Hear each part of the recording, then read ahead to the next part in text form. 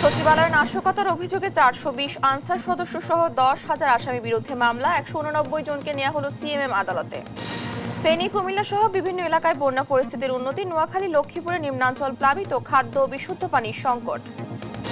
পরাজিত শক্তির অপতৎপরতা প্রতিহতে সবাইকে সতর্ক থাকার আহ্বান। মির্জা ফখরুলের প্রশাসনের শুদ্ধি অভিযান চালানোর দাবি। মঙ্গলবার প্রত্যাহার হতে পারে জামায়াত নিষেধের প্রজ্ঞাপন। নির্বাচন কমিশনের নিবন্ধন ফিরে পেতে শীঘ্রই আবেদনের ঘোষণা। এবং চাঁদাবাজি আর দখল বাণিজ্যে শত কোটির মালিক বরিশাল সিটির সাবেক মেয়র। চাচা ভাতিজার অত্যাচারে অতিষ্ঠ নগরবাসী। আমন্ত্রণ দেশ জনপদ সংবাদে। দেখছিলেন শিরোনামগুলো, সঙ্গে আছে আমি ডানা ইসলাম। সচিবালয়ের নাশকতার অভিযোগে 420 আনসার সদস্য সহ 10,000 আসামির বিরুদ্ধে রাজধানীর শাহবাগ, পল্টন ও রমনা থানায় মামলা হয়েছে। এর মধ্যে 189 জনকে নেওয়া হয়েছে সিএমএম আদালতে। আরো জানাতে এই মুহূর্তে সেখান থেকে যুক্ত হচ্ছেন সহকর্মী শাহাদাত নিশাদ। নিশাদ, এখন পর্যন্ত কতজনকে আদালতে তোলা হলো? পরবর্তী প্রক্রিয়া কি জানতে পেরেছেন? যে যেমনটি বলছিলেন, আসলে গতকালকে যে সচিবালয়ের সামনে যে আনসার সদস্য এবং যে বৈষম্য বিরোধী ছাত্র আন্দোলনের সাথে শিক্ষার্থীদের সাথে যে সংঘর্ষের ঘটনা ঘটেছে, সেখানে এখন পর্যন্ত আমরা সিএমএম কোর্টে অবস্থান করছি। এখানে মোট 4টি থানার যে মামলায় সেখানে এখন পর্যন্ত 375 জনকে আনা হয়েছে। সকাল পর্যন্ত 189 ছিল, এখন আরও কিছু আসামি নিয়ে আসা হয়েছে এবং বর্তমানে যে সংখ্যা দাঁড়িয়েছে 375 জন। এবং আরেকটি বিষয় যদি জানিয়ে রেখে, 4 থানায় মোট আসামি হচ্ছে 389 জন এবং সেই 375 জন এখন পর্যন্ত নিয়ে আসা হয়েছে। এবং আরেকটা বিষয় যদি জানিয়ে রাখি যে 4টি থানায় মামলা হয়েছে এখন পর্যন্ত। সেই 4টি থানার মধ্যে রয়েছে শাহবাগ থানা, রমনা থানা, পল্টন থানা এবং একই সাথে যে বিমানবন্দর থানা রয়েছে, সেই বিমানবন্দর থানায় কিন্তু যে নিয়ে আসা হয়েছিল 6 জনকে। এবং আমরা যদি একটু দেখানোর চেষ্টা করি আদালতের যে বর্তমান অবস্থা, এখানে কিন্তু সেনা নিরাপত্তা বাড়ানো হয়েছে। এখনই কিন্তু কিছুক্ষণ আগেই সেনাবাহিনীর একটি টহল দল যে চিফ মেট্রোপলিটন ম্যাজিস্ট্রেট আদালতে কিন্তু তারা ঢুকছে। আর আরেকটি বিষয় জানিয়ে রাখি যে 4টি থানায় মামলা হয়েছে, তার মধ্যে শাহবাগ থানায় মোট আসামির সংখ্যা 208 জন, যার মধ্যে 189 জনকে নিয়ে আসা হয়েছে এবং 189 জন আসামি কিন্তু আটক হয়েছে। এবং আরেকটি বিষয় জানিয়ে রেখে, পল্টন থানায় যে এজার নামীয় আসামি মোট 114 জন এবং এই 114 জনের মধ্যে আটক করা হয়েছে 95 জনকে।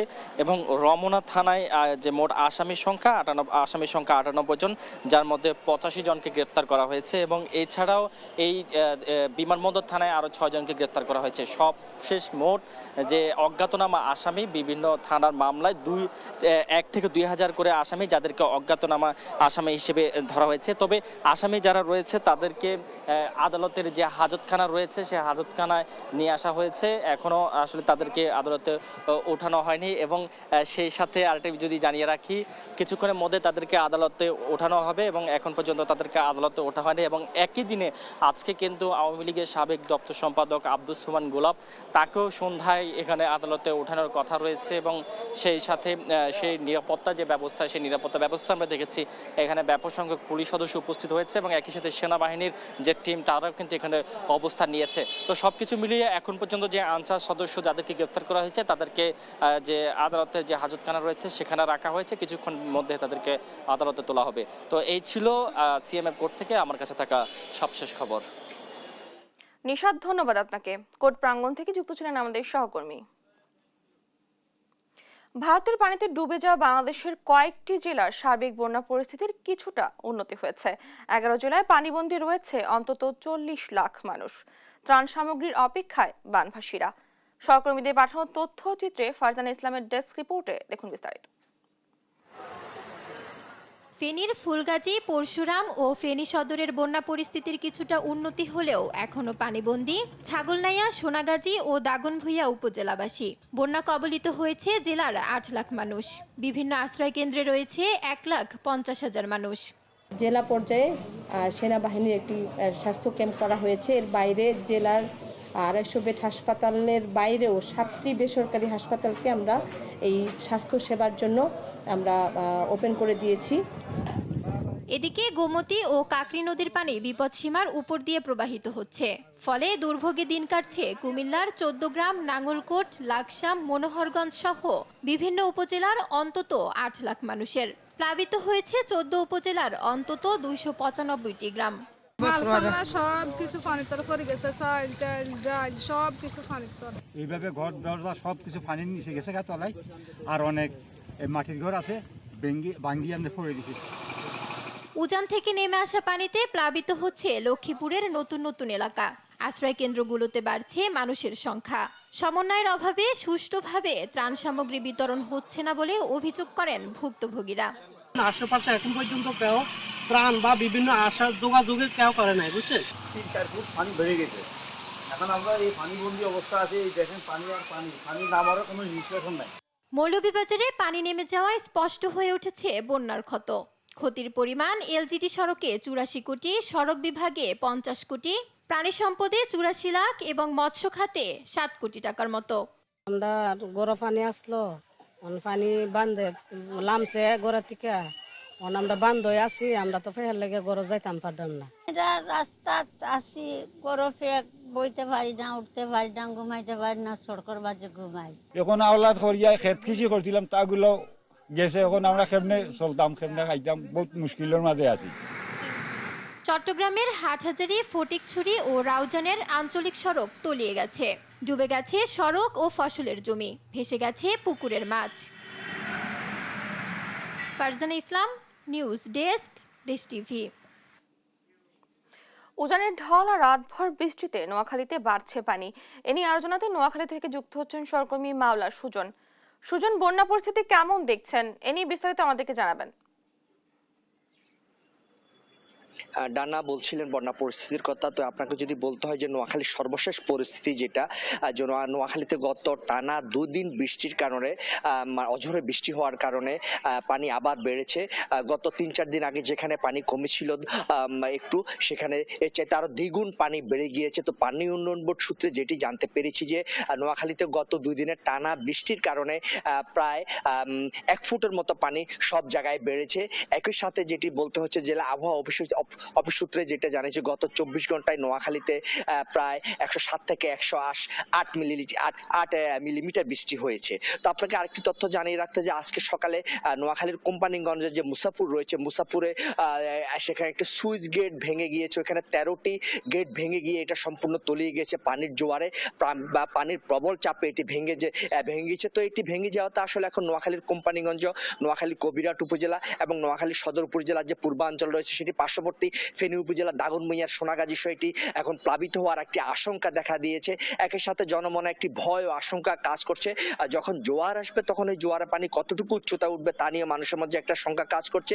তো এই বিষয়ে কথা হচ্ছে আমার সাথে নোয়াখালী জেলা প্রশাসকের সাথে। তিনি জানিয়েছেন ইতিমধ্যে সেখানে যে বাংলাদেশ সেনাবাহিনীর একটি ইঞ্জিনিয়ারিং দল সেখানে পৌঁছেছে। একই সাথে পানি উন্নয়ন বোর্ডের যে ইঞ্জিনিয়ারিং দল আছে সেটিও তারা সেখানে পৌঁছেছে। তো তারা সেখানে যৌথভাবে আসলে এটি দেখবে এটিকে এখন কি করা যায়, যে স্থায়ীভাবে কোনো কিছু করা যায় কিনা, অথবা যদি স্থায়ীভাবে কিছু করা না যায় তাহলে হয়তোবা এটি পানি সরে গেলে অথবা বন্যার পরিস্থিতির আর যখন উন্নতি হবে তখন এটির অত সংস্কারের কাজে হাত দেওয়া যাবে। তবে একই সাথে তিনি এটাও জানিয়েছেন জেলা প্রশাসক দেওয়ান মাহবুবুর রহমান যে আসলে এটি যদি মানে 13টি কপার ভেঙে গেল কিন্তু এটি জোয়ারের সময় পানি উঠবে, আবার যখন ভাটা আসবে তখন পানি নেমে যাবে। তবে এটি সাময়িকভাবে কিছু এলাকা প্লাবিত হওয়ার আশঙ্কা রয়েছে। নানা বন্যা পরিস্থিতি নিয়ে হচ্ছে নোয়াখালী থেকে আমার কাছে সর্বশেষ। সুজন, ধন্যবাদ আপনাকে। নোয়াখালী থেকে সেখানকার বন্যা পরিস্থিতির খবর জানাচ্ছিলেন আমাদের সহকর্মী। উজান থেকে নেমে আসা পানি আর রাত থেকে চলা বৃষ্টিতে প্লাবিত হচ্ছে নোয়াখালীর নতুন নতুন এলাকা। এতে পানিবন্দী হয়ে পড়েছে কয়েক লাখ মানুষ। আশ্রয় নিয়েছেন মাদ্রাসা, মসজিদ এবং বিভিন্ন স্কুলে। তবে পর্যাপ্ত খাবার এবং বিশুদ্ধ পানি না থাকায় এখন হাহাকার করছে এসব বানভাসীরা। নোয়াখালী থেকে বিস্তারিত জানাচ্ছেন সহকর্মী মাইনুদ্দিন আরিফ। এই হাহাকার একটু খাবার আর বিশুদ্ধ পানির জন্য। কয়েকদিন আগেও যাদের ছিল বিশাল অট্টালিকা, সে মানুষগুলো এখন নেমে এসেছে রাস্তায়। পানিবন্দী হয়ে পড়ায় নেই খাবার, পানি কিংবা জরুরি ওষুধ। সরকারি বেলে কোনো বেলে খাওয়া দাওয়ার নেই, বিশুদ্ধ পানিও কই পাবো, বিশুদ্ধ পানি ফাটালে না যার খাইতে হইতে না। আবার এখন চিকিৎসা আর হালং টালং কিছু নেই। এই আর গে মনে করেন ফিরি যাচ্ছি ছোট মোটা মোটর গ্যাসের গরু রান টেন দিতে হি গিয়ে চলে গেছে। বন্যায় তো আশ্রয় কেন্দ্র যাইতে পারে না, আরেকজনে করে যায়, সেই জায়গাতে বেজাল মানুষের খাওয়া দাওয়ার একটা খুব পরিস্থিতি। সময়ের সঙ্গে সঙ্গে পানি বাড়ছে নোয়াখালী ও লক্ষ্মীপুর জেলা। উজান থেকে নেমে আসা বন্যার পানি এবং টানা বৃষ্টিতে নিম্ন অঞ্চল প্লাবিত হয়েছে। বৃষ্টি থেকে অনেক পানি বাড়ি গেছে, ঘরে একদম বুক পর্যন্ত পানি হয়ে গেছে।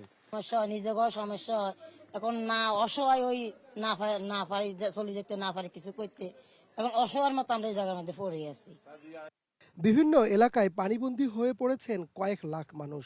দেখা দিয়েছে শুকনো খাবার এবং বিশুদ্ধ পানির সংকট।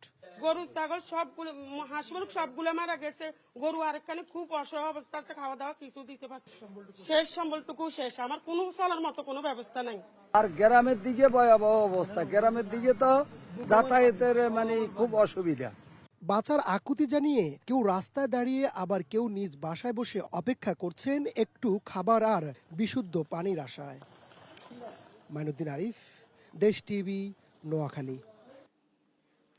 এবছর আগস্টে স্বাভাবিকের চেয়ে 40% বৃষ্টি বেশি হয়েছে বলে জানিয়েছে আবহাওয়া অফিস। আর আগামী 24 ঘন্টার মধ্যে ফেনী সহ অন্যান্য জেলায় বন্যা পরিস্থিতির উন্নতি হবে বলে আশাবাদ জানিয়েছে পানি উন্নয়ন বোর্ড। সংস্থাটি জানায়, যদি ভারী বৃষ্টিপাত না হয় তবে আগামী 48 থেকে 72 ঘন্টার মধ্যে বাংলাদেশ বন্যামুক্ত হবে। আর কোথাও বন্যার আশঙ্কা আপাতত নেই। নূপুর মাহমুদের রিপোর্টে বিস্তারিত। দেশের দক্ষিণ পশ্চিমাঞ্চলে সোমবার ভারী বৃষ্টির আশঙ্কা রয়েছে, জানায় আবহাওয়া অফিস। মঙ্গলবার থেকে কমে আসবে বৃষ্টিপাতের পরিমাণ। বঙ্গোপসাগরে যে লঘুচাপের সৃষ্টি হয়েছিল তা সরাসরি বাংলাদেশের উপর ছিল, তবে উত্তর বঙ্গোপসাগরে যে লঘুচাপের সৃষ্টি হয়েছে তা সরাসরি দেশের উপর নেই বলে জানান এই আবহাওয়াবিদ। বঙ্গোপসাগরে একটা লঘুচাপ তৈরি হয়েছিল, গত 16 তারিখে একটা লঘুচাপ তৈরি হয়েছিল। তো লঘুচাপটা যখন বঙ্গোপসাগরে নর্মালি দেখা যায় লঘুচাপটা দেশের এটা বাংলাদেশের দক্ষিণ পশ্চিম বাংলাদেশ বা ওয়েস্ট বেঙ্গল, কখনো উড়িষ্যা এই অঞ্চল দিয়ে উঠে যায়। তো এবারে যে লঘুচাপটা আমরা দেখলাম এটা বাংলাদেশের সরাসরি কিন্তু বাংলাদেশের উপর উঠছে এবং এটা কিছু সময় এটা বাংলাদেশের উপর অবস্থান করছিল। এদিন কারণ বাজারে বন্যা পূর্বাভাস ও সতর্কীকরণ কেন্দ্রে সংবাদ সম্মেলনে জানানো হয়, যদি ভারী বৃষ্টিপাত না হয় তবে 48 থেকে 72 ঘন্টার মধ্যে বাংলাদেশ বন্যামুক্ত হবে। ফারাক্কা কিন্তু আসলে একটা, আমরা যেটাকে বলি পানি আটকায় রাখে না, পানি ডাইভার্ট করে, একটু বলি ডাইভার্সন স্ট্রাকচার, অর্থাৎ শুষ্ক মৌসুমে পানি আটকায়, তারা পানিটা ডাইভার্ট করে নিয়ে যায়। বর্ষাকালে ফারাক্কা সাধারণত খোলাই থাকে এবং এই মুহূর্তে উজানের যে অবস্থা ফারাক্কার, আমরা অবশ্যই আমাদের কাছে 100% তথ্য নেই, কিন্তু হাইড্রোলজি বা আমরা বিজ্ঞান মতে যেটা বুঝে থাকি যে ফারাক্কার গেট এই মুহূর্তে সবগুলো খোলাই রয়েছে, অর্থাৎ পানি গেট খুলে দিয়ে বন্যা হয়ে যাওয়ার মতো এমন কোনো সিচুয়েশন ফারাক্কাতে নেই। শিগগিরই ফেনী জেলার নিম্নাঞ্চলে বন্যা পরিস্থিতি উন্নতি হতে পারে বলে আশার কথা জানায় আবহাওয়া অফিস। নূপুর মাহমুদ, দেশ টিভি, ঢাকা। কুমিল্লার বন্যা পরিস্থিতি জানাচ্ছেন সহকর্মী সুমন কবির। জি, একটা বিষয় আমি জানিয়ে রাখি, জেলায় এই পর্যন্ত 14টি 17 উপজেলার মধ্যে 14টি উপজেলায় 10 লক্ষ মানুষ পানিবন্দী হয়ে আছে। এখন মধ্যে জেলা 4 জনের মৃত্যুবরণ করেছে, এটা আমরা জেলা প্রশাসন আমাদেরকে নিশ্চিত করেছেন। তবে 2 শিশু, একজন মহিলা এবং একজন বৃদ্ধ মৃত্যুবরণ করেছেন। আপনাকে একটু বিষয় জানিয়ে রাখি, আমরা যে এলাকায় আছি সৈয়দপুর উপজেলায়, আসলে আমরা দেখতে পাচ্ছেন এখানকার সকল বাড়িঘর আসলে পানির নিচে ছিল, এখন পানি কমতে শুরু করেছে। তবে এখন মতো এই মানুষগুলো এখন তো খাবার বা ত্রাণ তেমনভাবে পায়নি। আপনাকে জানিয়ে রাখি, কুমিল্লা জেলার বন্যার আগামী 10 দিনে তো 12 দিন আরও এইভাবে থাকবে বলে মনে হচ্ছে। কারণ হচ্ছে এই এলাকাটা নিচু এলাকা, এখানে পানি কমার কোনো আমরা লক্ষণ দেখছি না। তবে উঁচু এলাকাতে পানি নিম্নাঞ্চলে প্রভাবিত হচ্ছে। নতুন নতুন এলাকা প্লাবিত হওয়ার কারণে এখানকার যে মানুষ রয়েছে তারা আসলে ভোগান্তির মধ্যে পড়েছে, বড়ই বিপাকে পড়েছে। এখন আমি যদি আপনাদেরকে এই বিষয়ে আরও কিছু জানাতে চাই, কুমিল্লায় 7 লক্ষ লোক এবং 50,000 মানুষ আসলে আশ্রয়কেন্দ্রে আশ্রিত রয়েছে। এবং আর বিষয়ে জানিয়ে রাখি, দুর্গম এলাকা যারা বসবাস তারা আসলে অনেক বড় বিপাকে পড়েছেন। এখন আমি তারা 2-1 সাথে কথা বলতে চেষ্টা করব। সেই দিক থেকে যদি বলি, আসলে আপনাদের ঘরে তো পানি উঠেছে আপনারা বলছেন, আসলে এই ধরনের পরিস্থিতি কখন পড়তে হয়েছে কিনা? না, কোনো সময় এরকম আর আমরা জীবনও দেখি না এত বছরের ভিতরে কখনো। মনে হয় আমরা এই বাড়ির ভিতরে আজকে আমি 15-16 বছর বাড়াই থাকি এই বাড়িটার ভিতরে। এখন মনে হয় আমার কিছুই নেই হিসেব করতে গেলে, আমার সব নিচে বৃষ্টির কারণে। আমরা ঘরের কোন ড্যাগ দিয়েছি, কিছু বার করতে পারেননি এই বিষয়টা?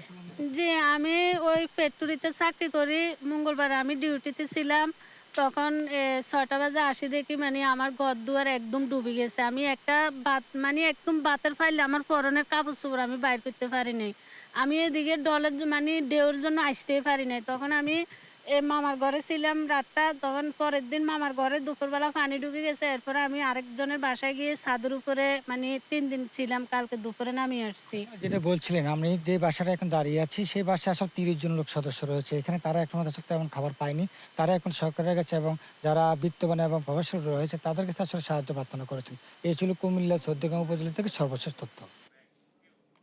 জামায়াত ইসলামী অঙ্গ সংগঠনকে নিষিদ্ধ করে জারি করা প্রজ্ঞাপন মঙ্গলবার প্রত্যাহার করা হবে বলে জানিয়েছেন দলটির আইনজীবী অ্যাডভোকেট শিশির মুনির। দুপুরে সুপ্রিম কোর্টের এনএক্স ভবনের সামনে সংবাদ সম্মেলনে তিনি একথা জানান। বলেন, জামায়াত নিষিদ্ধের আদেশ প্রত্যাহার করতে আবেদন করা হয়। এ নিয়ে আলোচনা শেষে সরকারের পক্ষ থেকে আদেশ প্রত্যাহার করা হবে বলে জানানো হয়েছে। অসৎ উদ্দেশ্য আওয়ামী লীগ সরকার এটা করেছিল বলে মন্তব্য করেন এই আইনজীবী।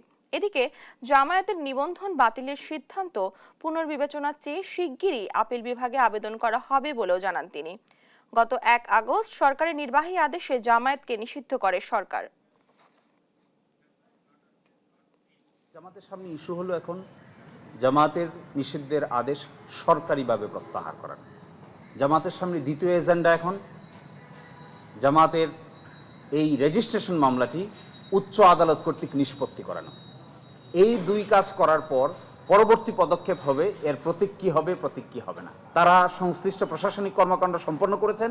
আমরা আশা করি আগামীকালকের মধ্যে অথবা দ্রুততম সময়ের মধ্যে এই ব্যাপারে তারা আরেকটি প্রজ্ঞাপন জারি করে আগের এই প্রজ্ঞাপনটিকে বাতিল ঘোষণা করবেন।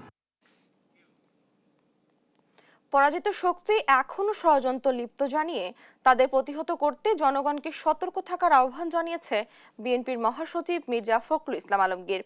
প্রধান উপদেষ্টার ভাষণে জাতীয় নির্বাচন ও রাষ্ট্র সংস্কার নিয়ে বিএনপি রোডম্যাপ আশা করছিল বলেও জানান তিনি। সকালে প্রেস ক্লাবে এক আলোচনা সভায় এসব কথা বলেন বিএনপির মহাসচিব। মাজহারুল ইসলামের প্রতিবেদন জানাচ্ছেন আপন অপু। জাতীয় প্রেস ক্লাবে মুক্তিযুদ্ধের অন্যতম সংগঠক সাবেক প্রধানমন্ত্রী কাজী জাফর আহমেদের নবম মৃত্যুবার্ষিকী উপলক্ষে জাতীয় পার্টি বিজেপির স্মরণ সভায় অংশ নেন বিএনপি মহাসচিব মির্জা ফখরুল ইসলাম আলমগীর। জানান, জাতির উদ্দেশ্যে দেয়া প্রধান উপদেষ্টার ভাষণে নির্বাচন ও রাষ্ট্র সংস্কারের বিষয়ে রোডম্যাপ আশা করেছিল বিএনপি। নির্বাচনের জন্য যৌক্তিক সময় পর্যন্ত অপেক্ষার কথাও জানান তিনি। তাদের কাছে এই দেশের মানুষের প্রত্যাশা তো আকাশচুম্বী প্রত্যাশা, যে এই ভয়াবহ ফ্যাসিবাদের পরে এমন একটা নির্বাচন তারা দেবেন যে নির্বাচনটা একেবারে অবাধ, সুষ্ঠু, অবাধ, নিরপেক্ষ হবে। আর এর মধ্যে যত জঞ্জাল আছে সেই জঞ্জালগুলোকে সাফ করবেন। সচিবালয়ে আনসারদের গোলযোগের ঘটনাকে অশনি সংকেত উল্লেখ করে তিনি বলেন, পরাজিত শক্তি বিভিন্নভাবে ষড়যন্ত্রে লিপ্ত, তাদের প্রতিহতে জনগণকে সতর্ক থাকতে হবে। যারা পরাজিত তারা এখন আবার বিভিন্নভাবে সেই চক্রান্ত করছে যে এই বিজয়কে তারা নস্যাৎ করে দেওয়ার জন্য। তাই জনগণের কাছে আহ্বান জানাবো যে আপনারা সবাই সতর্ক থাকবেন, এই বিষয়গুলোকে কখনই কোনো প্রশ্রয় দেওয়া যাবে না। শিক্ষার্থীদের অযথা বল প্রয়োগ করে কাউকে পদত্যাগে বাধ্য না করার আহ্বানও জানান বিএনপি। এ সময় বিরোধী দলের নেতাকর্মীদের বিরুদ্ধে মিথ্যা মামলা প্রত্যাহারের দাবিও জানান তিনি। আপন অপু, দেশ টিভি, ঢাকা। দেখছেন দেশ জনপদ সংবাদ। জন্মাষ্টমী উপলক্ষে সনাতন ধর্মাবলম্বীদের সাথে শুভেচ্ছা বিনিময় করেছেন রাষ্ট্রপতি মোহাম্মদ শাহাবুদ্দিন। সকালে বঙ্গভবনে ধর্মাবলম্বীদের সাথে শুভেচ্ছা বিনিময় করেন রাষ্ট্রপতি। বলেন, বাংলাদেশ সাম্প্রদায়িক সম্প্রীতির দেশ। জাতীয় অগ্রগতি ও সমৃদ্ধ ত্বরান্বিত করতে সমাজে বিদ্যমান সম্প্রীতি ও পারস্পরিক সৌহার্দ্য অটুট রাখার আহ্বানও জানান রাষ্ট্রপতি। এ সময় রাষ্ট্রপতি ভয়াবহ বন্যায় দেশের দক্ষিণ পূর্বাঞ্চলের 11টি জেলা ব্যাপকভাবে ক্ষতিগ্রস্ত হয়েছে উল্লেখ করে দুর্গত মানুষের পাশে দাঁড়ানোর আহ্বান জানান তিনি।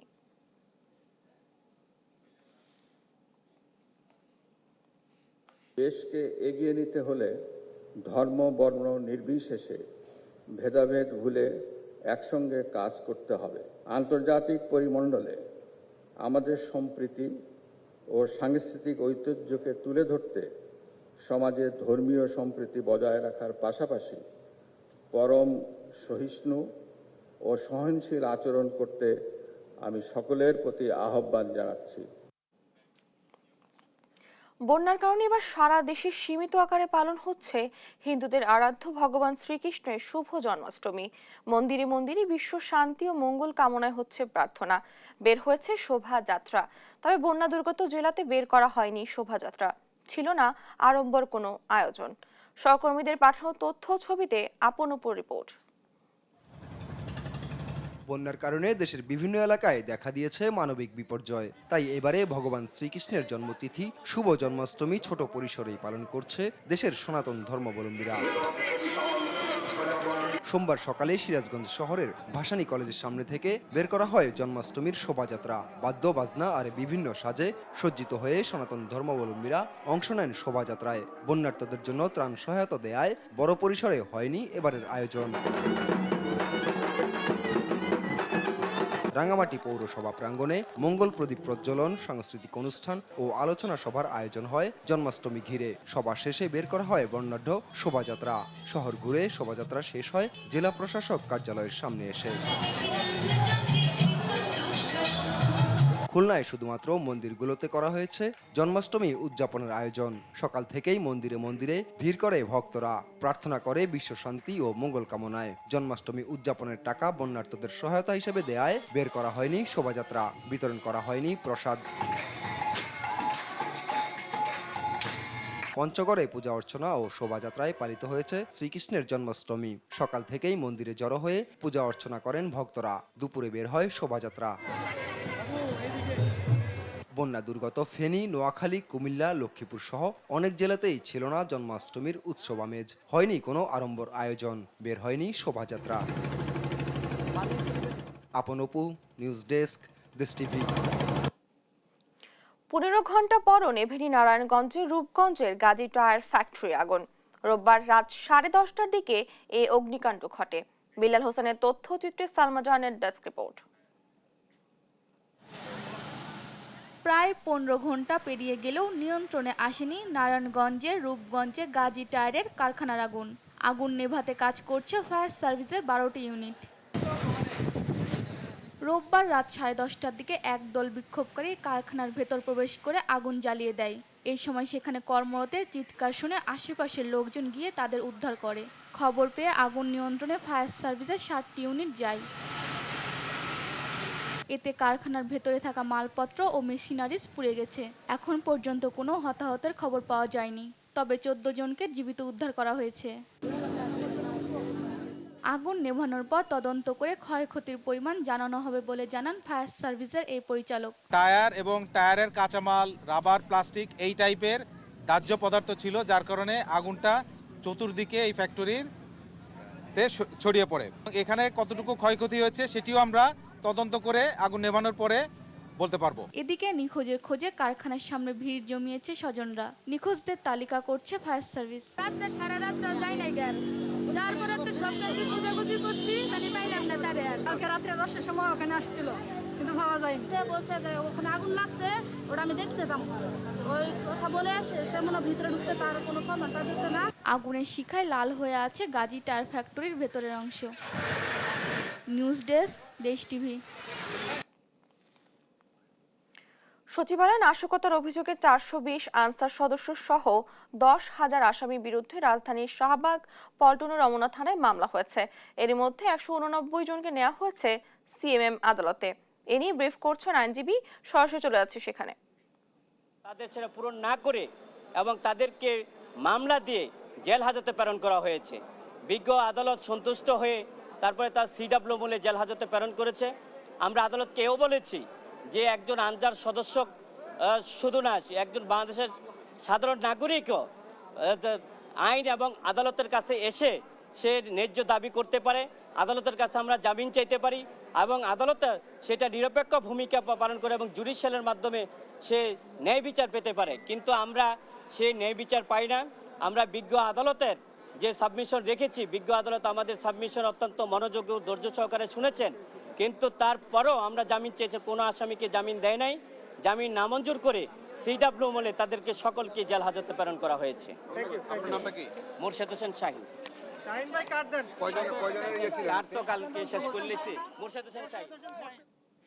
আদালতে ব্রিফ করছিলেন আইনজীবীরা, আমরা এতক্ষণ সরাসরি যুক্ত ছিলাম সেখানে। দেখছেন দেশ জনপদ সংবাদ।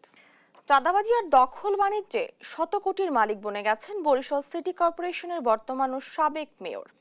চাচা ভাতিজার অত্যাচারে অতিষ্ঠ নগরবাসী বিক্ষোভে নেমেছেন।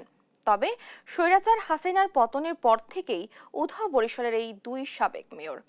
শাহিন সুমনের তোলা ছবিতে বিস্তারিত শফিক মুন্সি রিপোর্ট।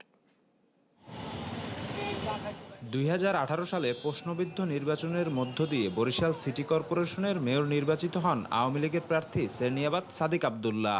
এরপর থেকেই নগরী জুড়ে দখল বাণিজ্য আর চাঁদাবাজিতে আগ্রাসী হয়ে ওঠে তার অনুসারীরা। উপার্জিত অর্থের বড় একটা অংশ জমা হতো মেয়র সাদিকের ব্যক্তিগত কোষাগারে। 5 বছর পর ভাতিজাকে সরিয়ে দলীয় মনোনয়ন দেয়া হয় চাচা আবুল খায়ের আব্দুল্লাহ ওরফে খোকন সেরনিয়াবাতকে। মেয়রের দায়িত্ব নিয়ে ভাতিজা সাদিকের সময়ে বরাদ্দ দেওয়া নগরীর 18টি হাটবাজারের ইজারা বাতিল করেন চাচা খোকন সেরনিয়াবাত।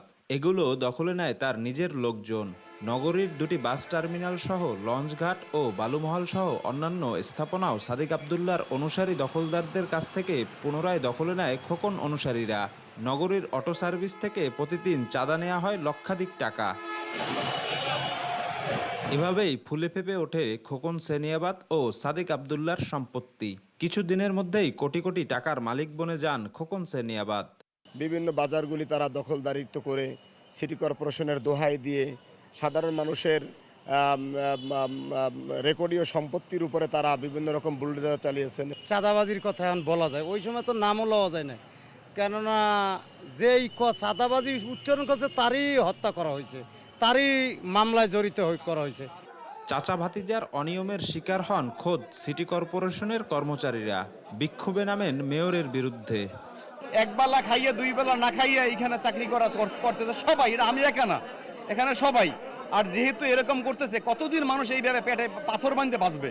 আমাদের বেতন বাড়াইতে হবে, আমরা বেতন ঠিক মতো পাইতে আসি না, এবং আমাদের যে বয়স সবাই শেষ হয়ে গেছে, আমাদের স্থায়ী করা দাবি। কেউ 10,000, কেউ 15,000, কেউ 12,000, আর আমাকেও 30 দিন 31 দিন ঘাটা লাগে, আমাকে একটু বসার জায়গাও নাই। গত 5ই আগস্ট শেখ হাসিনার পতনের পর লাপাত্তা বরিশাল সিটি কর্পোরেশনের এই সাবেক 2 মেয়র। গত 20 আগস্ট খোকন সেরনিয়াবাতকে মেয়রের পদ থেকে অপসারণ করেছে স্থানীয় সরকার মন্ত্রণালয়। শফিক মুন্সি, দেশ টিভি, বরিশাল। দেখছেন দেশ জনপদ সংবাদ। রাজধানী উত্তরা থেকে জাতীয় সমাজতান্ত্রিক দলের জাসদ সভাপতি হাসানুল হক ইনুকে গ্রেফতার করা হয়েছে। রোববার আইন শৃঙ্খলা বাহিনী এ তথ্য নিশ্চিত করে। সাবেক তথ্যমন্ত্রী হাসানুল হক ইনু আওয়ামী লীগ নেতৃত্বাধীন রাজনৈতিক জোট কেন্দ্রীয় 14 দলের অন্যতম গুরুত্বপূর্ণ নেতা। সরকার পতনের পর শেখ হাসিনা সহ সাবেক মন্ত্রী, প্রতিমন্ত্রী ও আওয়ামী লীগ নেতাকর্মীদের নামে বেশ কয়েকটি হত্যা মামলা হয়েছে। 14 দল নেতা রাশেদ খান মেনন ও জাতীয় দল সমাজতান্ত্রিক দলের জাসদ সভাপতি হাসানুল হক ইনুর নামেও হত্যা মামলা হয়েছে। আন্তর্জাতিক অপরাধ ট্রাইব্যুনালেও সাবেক প্রধানমন্ত্রী শেখ হাসিনা ও তার মন্ত্রিসভার সদস্যদের নামে গণহত্যার অভিযোগ করা হয়েছে। প্রধান শিক্ষক সহ 3 শিক্ষকের পদত্যাগের দাবিতে বিক্ষোভে নামে সিদ্ধেশ্বরী গার্লস স্কুলের শিক্ষার্থীরা।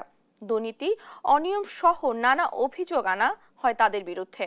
এদিকে ছাদ থেকে লাফিয়ে পড়া শিক্ষার্থী ফারজানা আক্তার মৌয়ের আত্মহত্যার পিছনে প্রধান শিক্ষককে দায়ী করছেন শিক্ষার্থী ও অভিভাবকরা। বিস্তারিত হাসান মাহমুদের রিপোর্টে। এবারের আন্দোলন প্রধান শিক্ষকের পদত্যাগের দাবিতে। রোববার দুপুরে সিদ্ধেশ্বরী গার্লস স্কুলের সামনে জড়ো হন একদল শিক্ষার্থী। তাদের সঙ্গে বাঁধাই করা একটি ছবি হাতে নিয়ে আসেন এক মা, তার কণ্ঠে মেয়ে হারানোর বেদনা। 2022 সালের ডিসেম্বরে মৌচাক এলাকায় ছাদ থেকে পড়ে মারা যান স্কুলের শিক্ষার্থী ফারজানা আক্তার মৌ। তার মৃত্যুর পিছনে প্রধান শিক্ষককে দায়ী করেন শিক্ষার্থীরা। একসময় গেট খুলে ভেতরে প্রবেশ করে বিক্ষোভ করেন তারা। এ সময় মৌয়ের পরিবার অভিযোগ করেন, ব্যক্তিগত ক্ষোভের কারণে মৌকে 10ম শ্রেণীতে উঠতে দেয়নি প্রধান শিক্ষক শাহাবুদ্দিন মোল্লা। এই যে কাগজপত্রগুলো দেখেন, একের পর এক অনেকগুলা ডকুমেন্টস আছে, আমাদেরকে বিচার করতে দেয় নাই। নিখিল আমাদেরকে বিভিন্ন লোক দিয়ে বিভিন্ন হুমকি দিয়েছে আর কি। কোটা আন্দোলনের সময় বিভিন্নভাবে হয়রানি করা হয় বলেও অভিযোগ করেন শিক্ষার্থীরা। পরে এ বিষয়ে প্রতিবাদ করলে গেল মঙ্গলবার শারীরিকভাবে নির্যাতনের অভিযোগ করেন তারা। করার পর হচ্ছে মানে ফাঁসি কিরকম ফাঁসির মতো আমার দম পুরো আটকে গেছিল। যেখানে আমার ফ্রেন্ড মৌ 2024 সালে আমাদের সাথেই বের হওয়ার কথা, কিন্তু সে 2023-এ আমাদেরকে ছেড়ে চলে গেছে। এককভাবে ক্ষমতার অপব্যবহার, স্বেচ্ছাচারিতা করে এতদিন স্কুল চালিয়েছেন প্রধান শিক্ষক ও দুই সহকারী প্রধান শিক্ষক দেলোয়ার হোসেন ও শামীমা আক্তার শামা। তারা নিজেরা নিজেদের রাজত্ব তৈরি করার জন্য তারা এই কার্যক্রমগুলো তৈরি করছে। নতুন কমিটি গঠন করা হোক স্কুলে এবং সেটা বিভাগীয় কমিশনার দ্বারা হোক। অভিভাবকরা অভিযোগ করেন এককভাবে ক্ষমতার অপব্যবহার, স্বেচ্ছাচারিতা করে এতদিন স্কুল চালিয়েছেন প্রধান শিক্ষক। আমি তো অসুস্থ, আমি এই ব্যাপারে এখন কিছু বলতে চাচ্ছি না ভাই। নির্বাহী আদেশে এদিন স্কুল বন্ধ থাকায় স্কুলে ছিলেন না প্রধান শিক্ষক। পরে ফোনে যোগাযোগ করা হলে এ বিষয়ে কথা বলতে অপারগতা জানান তিনি। এক পর্যায়ে স্কুলের সামনের রাস্তা বন্ধ করে বিক্ষোভ করেন শিক্ষার্থীরা। এ সময় এক দফা দাবিতে আন্দোলন চলবে বলে কড়া হুঁশিয়ারি দেন তারা। হাসান মাহমুদ, দেশ টিভি, ঢাকা। এ পর্যায়ে দেশ জনপদ সংবাদ শিরোনামগুলো জানিয়ে দিচ্ছি আরেকবার। সচিবালয়ে নাশকতার অভিযোগে 426 আনসার সদস্য সহ 10,000 জনের বিরুদ্ধে মামলা, 375 আসামিকে কারাগারে প্রেরণ। ফেনী, কুমিল্লা সহ বিভিন্ন এলাকায় বন্যা পরিস্থিতির উন্নতি, নোয়াখালী, লক্ষ্মীপুরে নিম্নাঞ্চল প্লাবিত, খাদ্য ও বিশুদ্ধ পানির সংকট। পরাজিত শক্তির অপতৎপরতা প্রতিহতে সবাইকে সতর্ক থাকার আহ্বান মির্জা ফখরুলের, প্রশাসনিক শুদ্ধি অভিযান চালানোর দাবি। মঙ্গলবার প্রত্যাহার হতে পারে জামায়াত নিষিদ্ধের প্রজ্ঞাপন, নির্বাচন কমিশনের নিবন্ধন ফিরে পেতে শিগগিরই আবেদনের ঘোষণা। এবং চাঁদাবাজি আর দখল বাণিজ্যের শতকোটির মালিক বরিশাল সিটি কর্পোরেশনের সাবেক মেয়র, চাঁদাবাজিদের অত্যাচারে অতিষ্ঠ নগরবাসী। এই ছিল এখনকার দেশ জনপদ সংবাদ। পরে বুলেটিন দেখার আমন্ত্রণ রইল। এছাড়া দেশ টিভির সর্বশেষ সব খবর পেতে ভিজিট করুন www.desh.tv। ফেসবুকে আমাদের সঙ্গেই যুক্ত থাকুন দেশ টিভি অথবা দেশ টেলিভিশন পেজে। এছাড়াও ইউটিউবে সব ভিডিও পেতে ইউটিউবে আমাদের হ্যান্ডেল @দেশ টেলিভিশন অথবা @দেশ টিভি নিউজ থেকে সার্চ করুন। ধন্যবাদ সবাইকে।